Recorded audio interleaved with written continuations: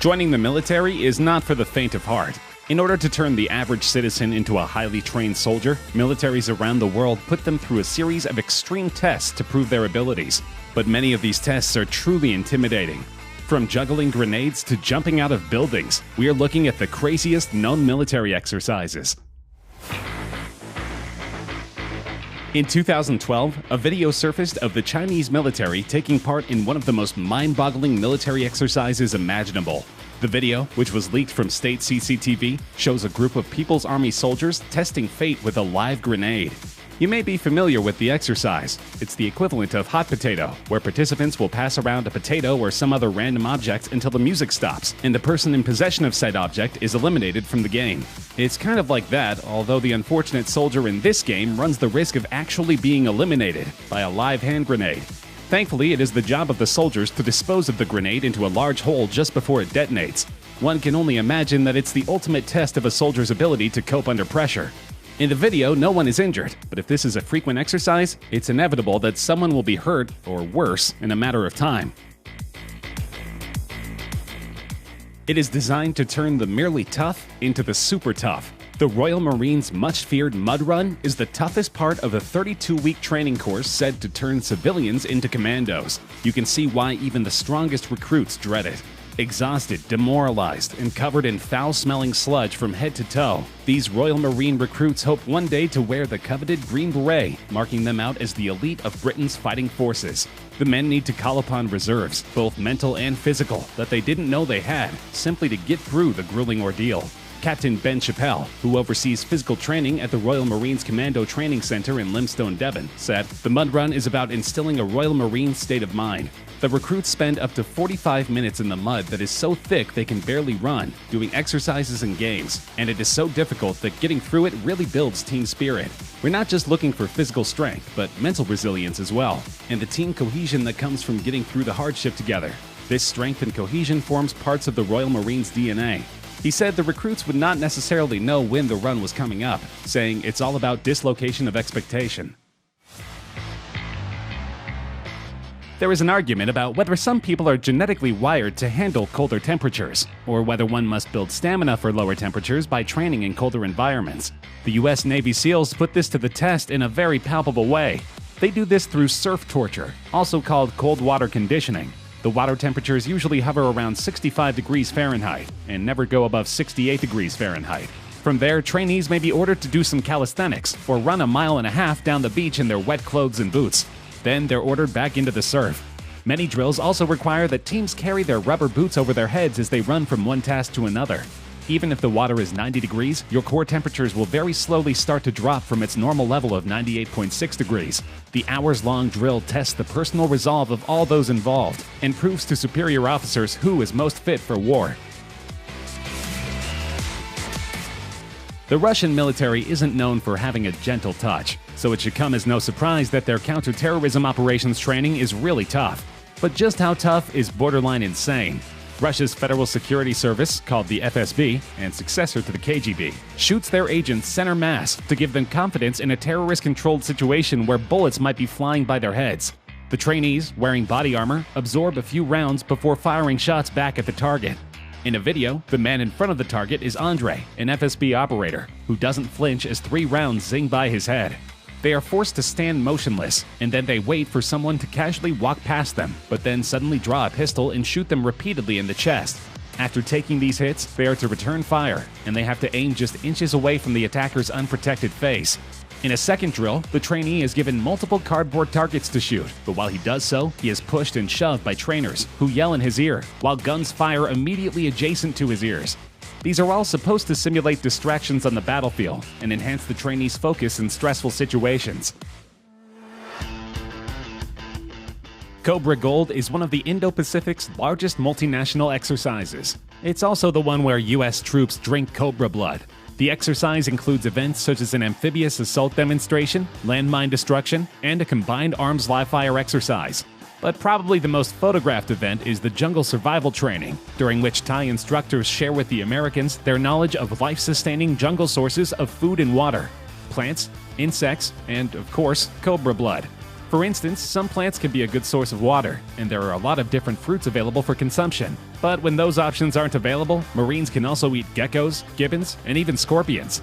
Then, of course, there is one of the most iconic aspects of the Cobra Gold jungle survival training: drinking cobra blood. Royal Thai Marine instructors showed the troops how drinking the blood from a cobra can help them stay alive if there is no drinkable water, and can also provide essential nutrition. The pictures show the Marines with their heads tilted back and sticking out their tongues as the instructor drips the blood down their throats. It's not for the squeamish, and even some hardened Marines appear to have their eyes tightly shut as they get their taste of the cobra blood.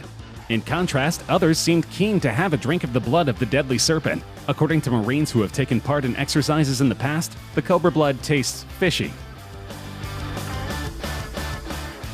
Belarus is not known for its human rights or its progressive politics.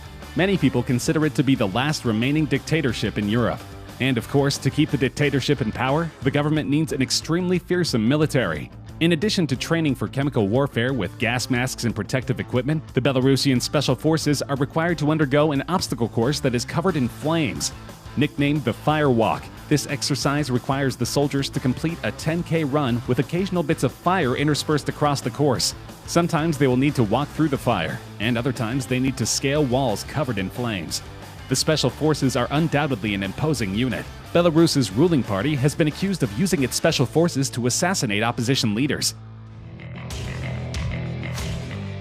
Taiwan's Marine Corps' Road to Heaven is the final stage of a grueling 10-week amphibious training program. In order to become frogmen, candidates must crawl 164 feet over jagged, porous coral rocks in a pair of shorts. The Road to Heaven starts with a hard fall from standing to planking position. The fall looks to be tough on the elbows, but immediately after, the recruits begin to crawl through the sharp rocks on the points of their knees and elbows. In some ways, the training simulates a landing on a rocky beach, but it appears to function mainly as a test in which the trainees must will themselves to conquer pain. The path has 10 stopping points, and at each one, the recruits must stop and perform an exercise. As they make their way, instructors pour salt water on them to exacerbate the pain of their open wounds. Friends and family of the trainees are encouraged to attend in order to make the soldiers more self-conscious. At the end of the long, rough road, they finally earn their place among the most elite soldiers in Taiwan. Back in 2012, two videos surfaced on the internet. The first showed Chinese soldiers breaking bricks with their heads for training. The second one similarly showed the South Korean army breaking concrete with their heads. Many believe this is merely to show the strength of the People's Liberation Army. If combat were simply a matter of showmanship, then the PLA would be near invincible. But military officials are acknowledging that such displays have few practical applications, and are reconsidering the amount of time that troops spend on such training.